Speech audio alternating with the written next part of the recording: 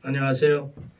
이번 학기 여러분과 함께 이제 조직신학에 대해서 공부를 하게 될 텐데 이천식 목사입니다.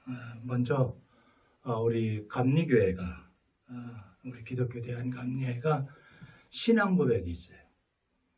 그 교리적 선언을 이제 조금 발전시켜서 감리 신앙 고백이라고 이렇게 했는데, 이 신앙 고백은 예배 시간에 한 달에 2번씩 이렇게 그거를 고백하게 돼 있는데 아직 우리 한국감리교회 그걸 하지 못하고 있어요. 그래서 이번 조직 신학은 감리 신앙 고백에 의한 그런 조직 신학에 대해서, 그래서 하나님이라든지 이제 그 그리스도라든지 또는 성령이라든지 또는 성설의 구원이라든지 교회 또는 인간 종말 또는 이 죄에 대해서 이렇게 배우도록 할 텐데, 여러분들께서는 그래서 이번 학기에 가장 먼저 숙지해야 할 것은 기독교 대한감리의 신앙 고백을 8개를 암기하도록 그렇게 하시기 바랍니다. 그래서 먼저 우리가 이 신앙 고백에 대한 그런 조직 신학을 배우기 전에 먼저 우리가 이 신학에 대한 그러한 그 서론적인 부분을 우리가 다뤄야 될 줄로 믿습니다. 그래서 먼저 신학이란 뭐냐? 신학이라는 것은 하나님께 관한 삶의 이해를 인간의 언어와 논리를 통해서 구성하고 표현하는 이러한 학문입니다. 즉 쉽게 말하면 하나님과 하나님께서 지은 하나님의 피조물에 대한 학문이 바로 이 신학이라는 학문입니다. 그러면 이 신학의 목적이 뭐냐? 성서를 통한 복음의 내용을 사람들에게 이제 알게 해서 구원에 대한 진리를 알고, 그리고 예수 그리스도를 믿어 구원을 체험하고 하나님의 백성이 되며 행복되고 보람 있는 삶을 가지도록 하는 데 있습니다. 그렇기 때문에 신학은 실천적이어야 한다고 이렇게 역설할 수가 있습니다. 그러면 우리가 그동안에 지금까지 우리 그 신학의 흐름을 보게 되면 이제 그 정통주의 신학과 자유주의 신학과 신정통주의 신학과 세속주의 신학, 그리고 이제 그 급진적인 그러한 그 신학이 있습니다. 그리고 요즘 이제 우리의 그 삶을 지배하고 있는 포스트 모더니즘에 대해서 이렇게 말씀을 드리려고 합니다. 먼저 이 정통주의 신학이라는 것은 뭐냐 하면은 오직 성경 속에서 신앙적 권위의 근거를 찾는 학문입니다. 당시 이제 이단과의 그러한 그 싸우는 과정에서 형성된 그러한 그 영지주의 같은 그런 이단이라든지 이러한 것들에 대항해서 교회는 스스로 정통성을 표명했는데, 그 대표적인 것이 바로 뭐냐면 우리가 늘 예배 때마다 고백하는 이제 그 사도신경입니다. 이 사도신경이 이렇게 그 모든 것이 조직화된 것은 바로 어거스틴에 의해서 이제 이것이 오늘날 우리가 활용하는 그러한 그 사도신경이 되겠습니다. 그리고 신정통주의 신학이 있습니다. 이것은 인간을 하나님의 위치에 올려놓고 세상에 내재하시는 하나님을 주장하는 그런 자유주의 신학에 반대해서 이 바르트는 인간과는 구별되어 초월해 계시는 그러한 그 하나님의 실존을 강조했는데, 왜 이 신정통주의가 생기게 됐느냐 하면은 이 자유주의 신학이 이제 그 당시에 이 19세기 이 개인주의적인 그런 성향이 강할 때 이 자유주의 신학이 팽배했습니다. 그래서 하나님의 자리에 인간의 이성을 이렇게 이제 그 올려놓음으로 인해서 모든 것을 사람주의, 사람 중심의 그러한 이제 주장이 있었습니다. 그래서 이 자유주의 신학에 반대해서 칼발트가 주장한 것이 바로 이 신정통주의입니다. 그렇기 때문에 오늘 우리 그 모든 신앙은 바로 성경의 중심이 있다는 것을 이렇게 주장하는 겁니다. 그러면 또 이제 그 신정통주의 신학이 있는가 하면은 이제 폴 벤 버렌이라든지 이러한 사람들이 주장한 그러한 세속주의 신학이 있습니다. 이것은 뭐냐 하면은 종교와 형이상학으로부터 인간을 해방해서 세속적인 인간들이 원하는 모든 요구를 이제 충족시키기 위해 계속 변화되는 그러한 신학을 이 세속주의 신학이다라고 말합니다.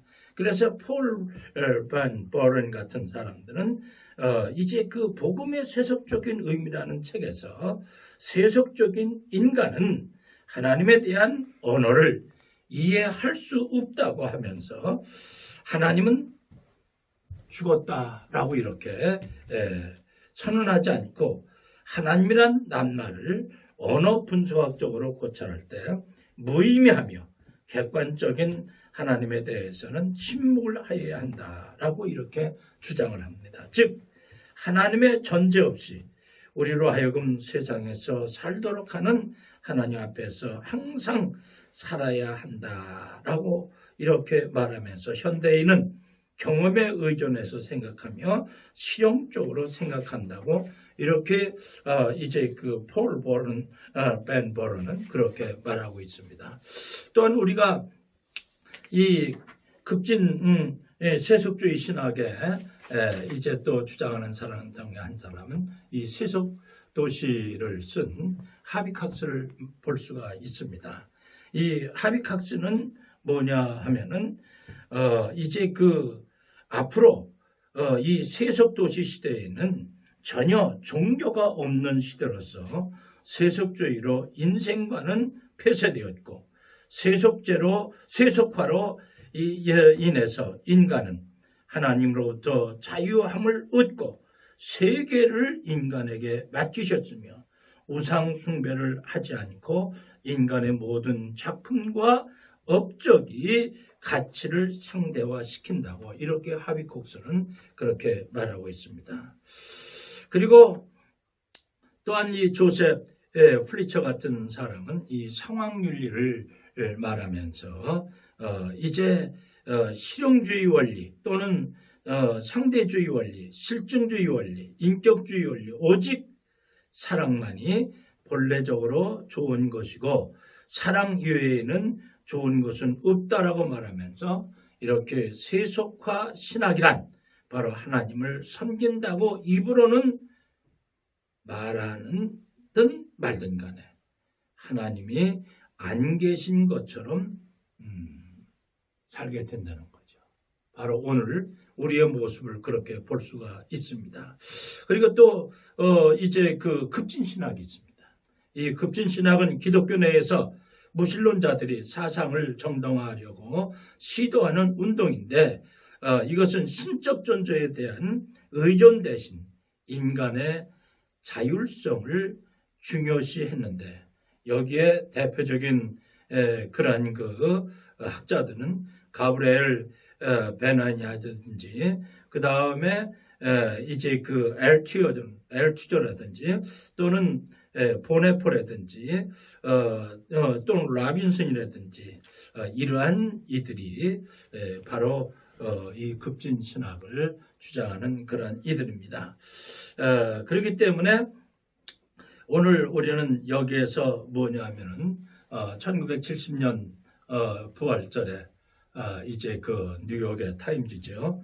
거기에 일면에 이제 하나님은 죽었다라고 하는 그러한 표지가 나온 적이 있습니다. 그러니까 이들은 바로 뭐냐면 하나님이 죽었다. 이 사신신학에 대해서 말을 하는 이들이 바로 급진적인 그러한 신학자들입니다. 그러면서 이제 우리는 이제 이 급진주의적인 이 신학을 주장하는 이들 가운데서는 민중신학 그리고 이 해방신학에 대해서 말을 하고 있습니다. 사실 이 민중신학은 1970년에 한국에 나타난 특유의 신학입니다. 민중신학은 1960년대 후반에 나타난 유럽의 이제 그 신마르크주의와 중남미 해방신학과 이러한 것들의 영향을 받고 1970년대에 한국인들의 민중적 삶의 체험 속에서 한국적 정치신학으로 된 그 신학이 바로 민중신학입니다. 해방신학은 남미에서 시작됐지만 민중신학은 1970년대 순수한 우리 한국에서 서남동 박사를 비롯한 이들에 의해서 우리 한국 이제 그 신학계에 큰 센세이션을 일으켰습니다. 그러면 이 민중신학의 그러한 그 핵심들을 보게 되면 이들이 말하는 이 민중이라는 것은 뭐냐? 이 민중론은 뭐냐? 민중이라는 것은 바로 백성인데 또는 시민 또는 대중, 지식인과는 다른 개념입니다. 즉 민중이라는 것은 소박하고 소탈하고 단순하고 인정이 있고 또 생겨진 그대로 태어난 그대로의 그런 것을 의미합니다.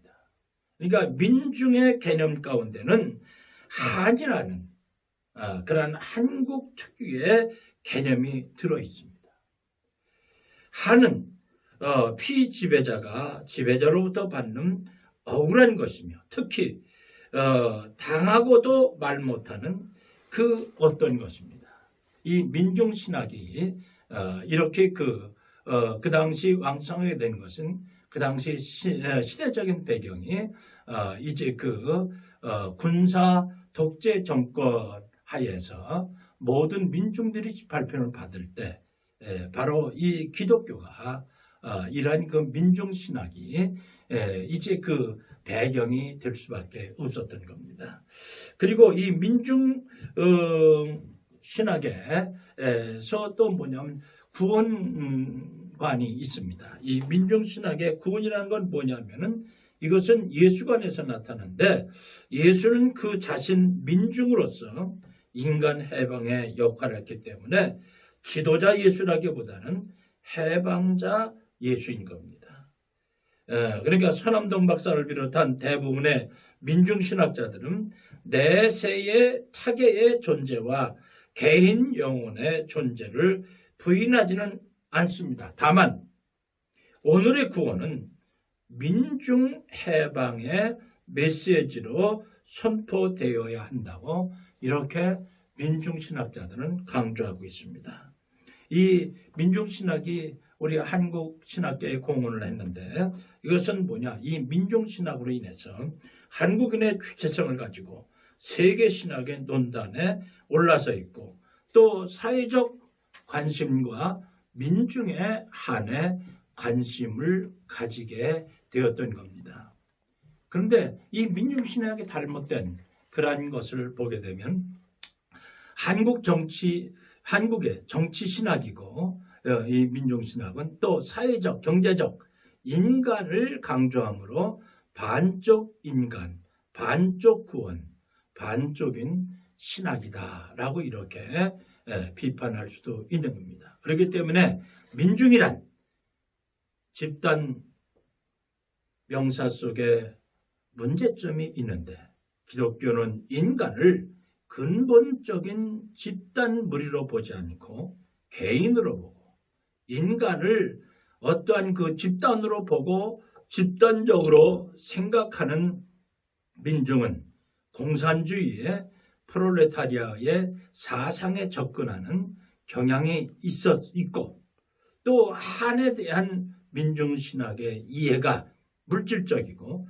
경제적이고 사회적인 영역에 제한되고 있다는 겁니다. 그리고 그 중남미에서 이제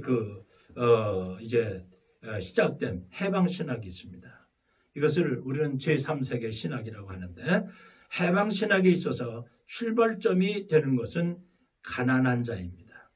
하나님은 가난하고 억눌린 자의 편에서 일하며 그를 해방시키시는 하나님이다 라고 이렇게 해방신학에서는 주장하고 있습니다.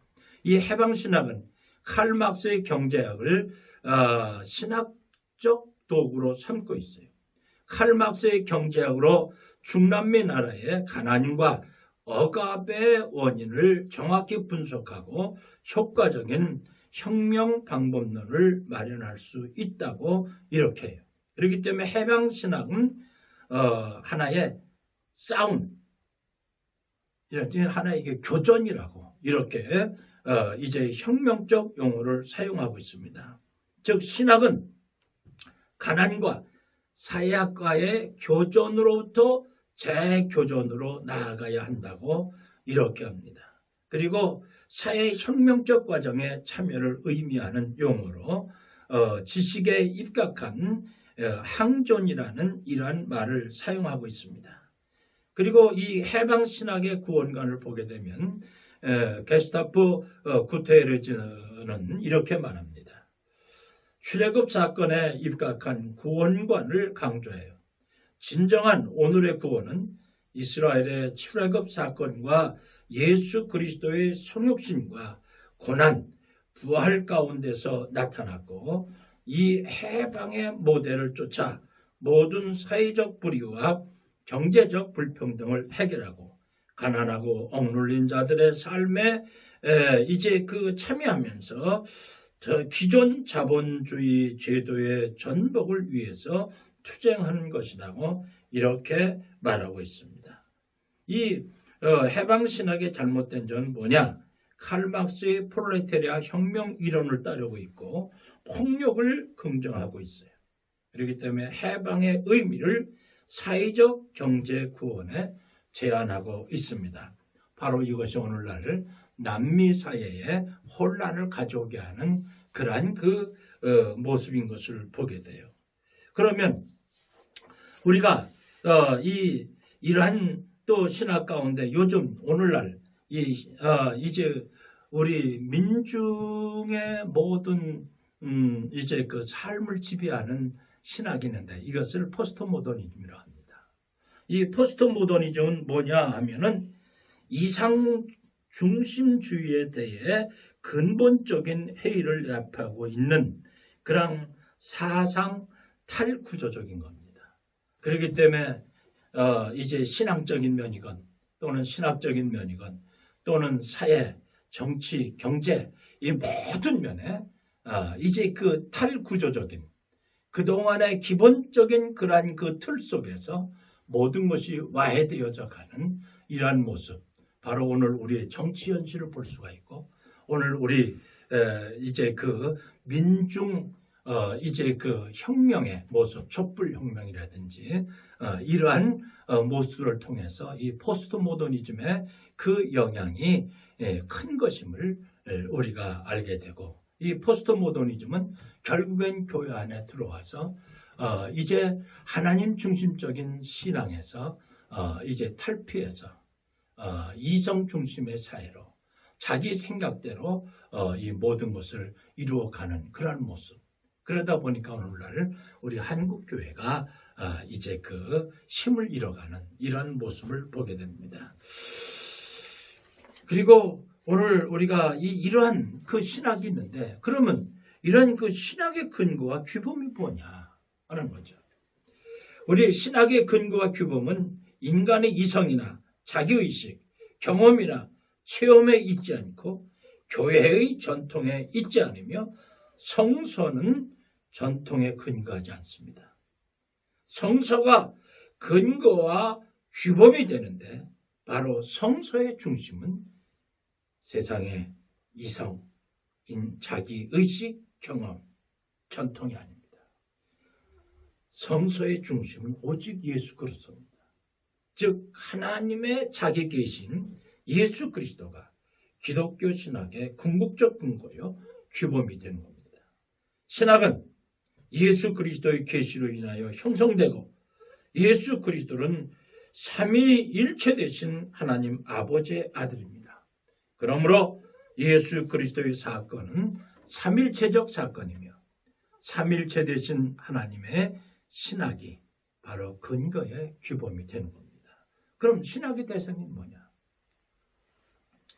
신학의 가장 본질적인 연구 대상은 그의 구원의 역사를 이루기 위해서 활동하시는 삼위일체 하나님입니다.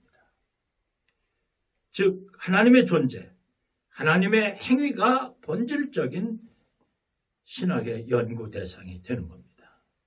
그러나 좀 더 폭넓게 신학은 하나님에 관하여 말할 때 하나님과 관계된 인간과 세계에 대해서도 말해야 하므로 신학은 계시, 성서, 하나님, 창조, 인간 세계, 예수 그리스도의 구원, 성령, 교회, 종말의 문제를 대상으로 삼으며 교회의 역사, 실천, 변증과 종교도 이에 포함이 되는 겁니다.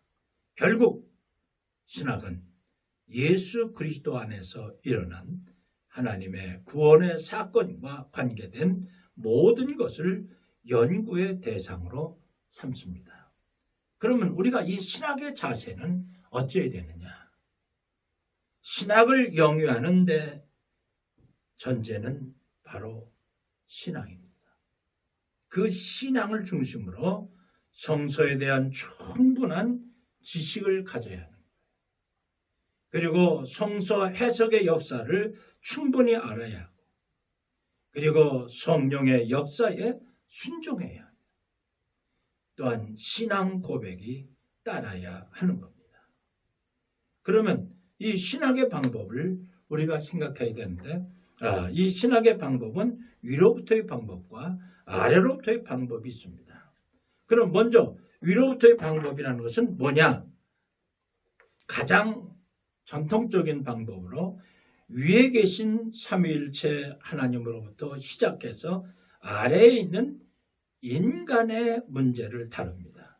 이것을 두 가지 면에서 수정하고 있는데, 칼 바르트의 기독론적 수정을 보게 되면 삼일체 되신 하나님은 예수 그리스도께서 계시된다라고 이렇게 칼 바르트는 말하고 있습니다. 그러므로 예수 그리스도의 계시를 출발점으로 삼고 계시론으로부터 출발한다라고 칼 바르트는 그렇게 말하고 있습니다. 또 몰트만은 이 몰트만의 종말론적 수정을 보게 되면 하나님은 위에 계신 분이기보다 앞에 계신 분이다. 하나님은 수직적으로 떨어지는 분이 아니라 그의 종말론적 미래로부터 오시는 하나님으로 이해된다라고 이렇게 몰트만은 말하고 있습니다. 그러면 우리가 신학적 방법에서 아래로부터의 방법은 뭐냐? 이 아래로부터의 방법은 이 세계 안에 있는 것으로부터 출발해서 위에 계신 하나님과 그의 진리를 연구하는 방법입니다.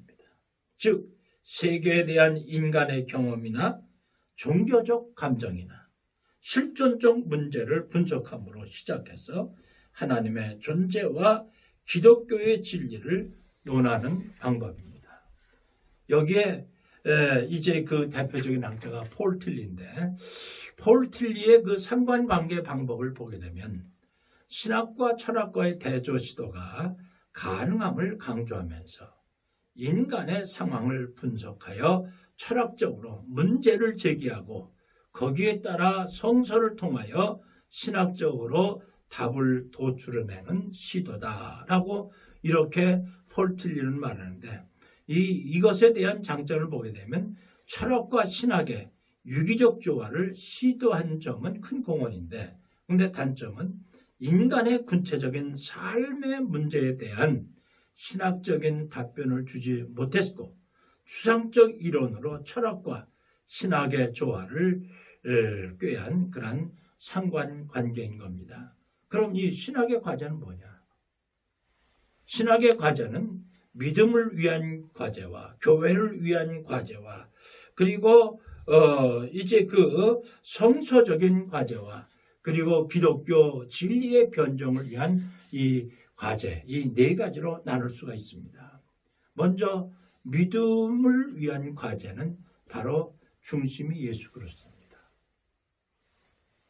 이제 오늘 우리는 이제 그 신학의 과제는 이제 그 믿음과 또 이제 교회와 그리고 성서가 바로 우리 믿음의 이제 기본이 된다는 사실을 믿고 오늘 여러분들이 이 한 학기 동안 신학에 대해서 배울 때 하나님이 어떤 분인가, 우리가 고백한 하나님이 어떤 분인가로부터 시작해서 이 모든 수업을 통해서 여러분들이 감리교 지도자의 그러한 이제 그 성향을 이루어 가시기를 바랍니다. 감사합니다.